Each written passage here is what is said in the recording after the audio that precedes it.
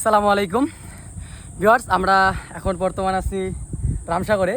অনেকদিন পর সুইমিং করার পরিকল্পনা করলাম আর চলে আসলাম। আমার সাথে আছে আমার বন্ধু আসিফ, ছোট ভাই নামটা কি সঞ্জিত, সঞ্জিত দিনাজপুরের গর্ব আগামী দিনে। তো আমরা এখন পানিতে নামবো। তো রাখবেন, আল্লাহ হাফেজ বন্ধু।